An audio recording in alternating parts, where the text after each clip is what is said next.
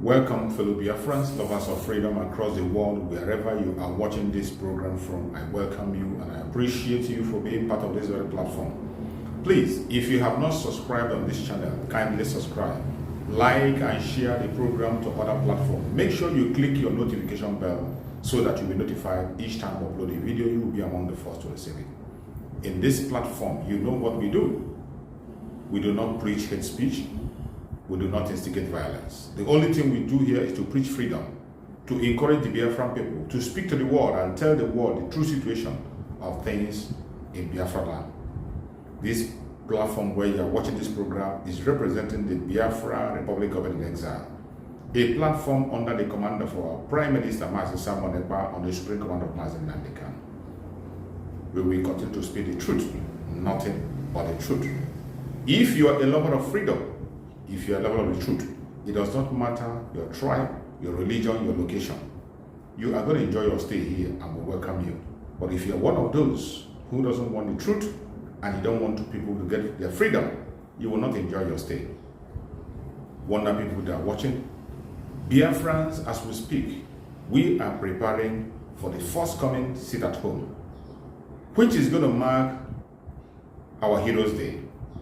The sit at home that is coming is going to be on the 29th, 30th, and 31st. Remain adamant that probably is not going to allow this. He said the unity of Nigeria is non-negotiable.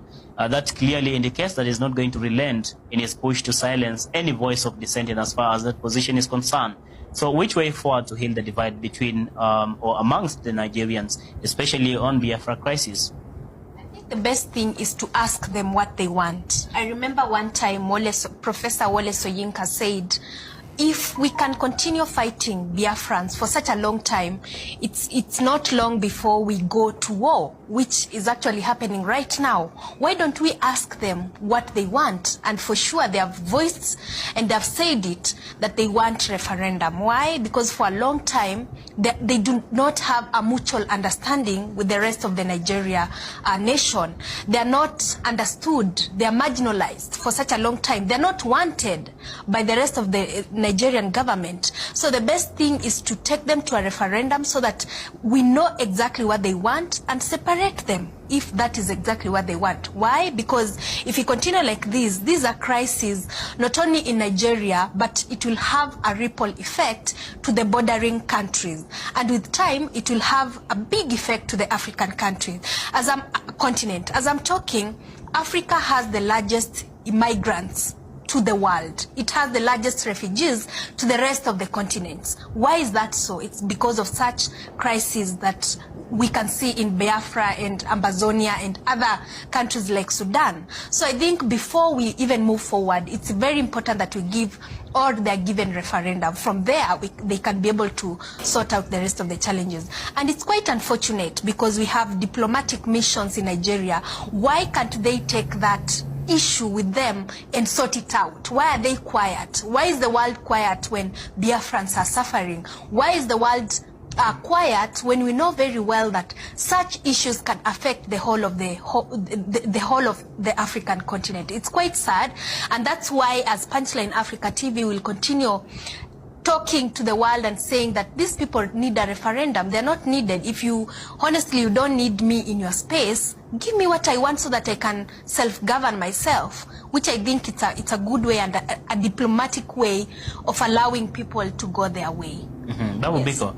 Coupled with that, I would like you to approach it from a different angle altogether. What probably could have informed this agitation for, of course, separation, for a referendum to go separate ways between, of course, Nigeria and the people of Biafra? Let's approach it from that angle, as you and ask ourselves, what probably can we do to see into it that we find a healing in this divide? Yeah, I think it's paramount to understand that for starters, there was no redemption, and the word you just used, healing, from the first Biafran crisis in 1967, you know, to the 3 years fighting. And if you remember very well, there was a brief period where they got their independence, and then the Nigerian military decided to send all the planes to just bomb indiscriminately anybody who was found in that region. And those scars are passed on in what is called transgenerational trauma. You don't even have to tell your child about this. It's the same thing that affects most African countries. You don't really need to tell your child, hate this person or hate this person, but the way you behave and the way you talk about these things and the tone with which you use, your children pick that, and then they grow up with that. They send it to their children and their children's children, and each generation comes forth understanding their history and knowing very well that we are the people who have been marginalized in a country where we are one of the most, we are creating profit. We're bringing GDP, one of the highest rates of GDP. We're bringing the largest group of intelligent people. We're bringing the largest group of talented people. And yet we are the people who are not benefiting from all this. And this crisis goes on in most of the countries that we are finding, we are finding, in the African continent with protests currently like Amazonia and Ethiopia. If you bring in another angle of how the Nigerian government has been dealing with this agitation, I believe, or I think, if they were to avoid the situation that they're finding themselves in, they really should have addressed the issue of why there was a Biafran war. There was a Biafran war, rather, in the first place. As it is, they are taking the Paul Biya approach of assuming everything is fine because we're in Lagos, while everything is not fine. People continue to die. You continue to apply the colonial methodology of handling protests, and that is arresting people arbitrarily, disappearing people arbitrarily. For a very long time, we don't know where Nnamdi Kanu is. That should not happen in this day and age. For a very long time, I don't know how many Biafrans have disappeared, how many have run from their homes, fearing persecution or fearing death. And that is a very old, very archaic way of dealing with these protests. Most of these African governments could have benefited and could have avoided this crisis if they came forth and asked the people, what is it we can do for you? Where did we go wrong? How can we institute healing to begin in the Biafran region to start with?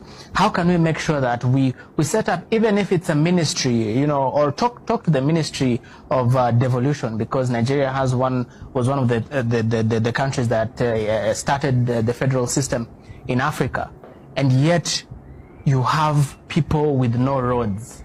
It makes zero sense, and that is a very it's a very bad conviction on devolution in Africa. So as it is, I think the onus is on the Nigerian government, first of all, to understand why there was a Biafran war in the first place, understand why it still goes on, ask the people what they want, and as it is right now, if they asked the people 10 years ago, the needs will be different, because right now all they want is a referendum. All they want is a referendum, and if they get that referendum, they're going to get out of Nigeria. They're going to vote and ratify that they need to be separate from Nigeria. The thing that the federal government of Nigeria fears about this is because they'll lose most of their resources and they'll lose most of their manpower and that skilled labor. This is something they should have addressed, to prevent the anthills building a mountain. Mm-hmm. Yeah, I like that. You said if probably the federal government of Nigeria will have asked the people of Biafra what they want 10 years ago, things would have been different. Maybe the needs would have been different, but as it is today, the only call, and it remains so, is a referendum and nothing short of it.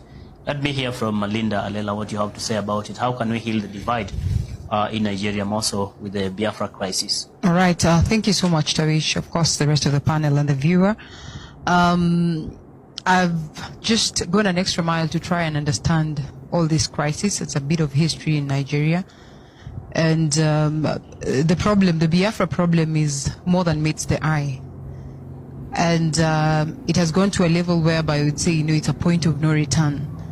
I was looking to some report, or maybe at some reports that were suggesting that maybe in the year 2023 or years to come, Nigeria is likely to split even more into not just having Biafra on this other end, but a couple of others, around six states. Yes, over 6 states.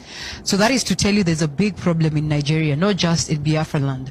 Maybe the few people of Biafra have realized how capable they are.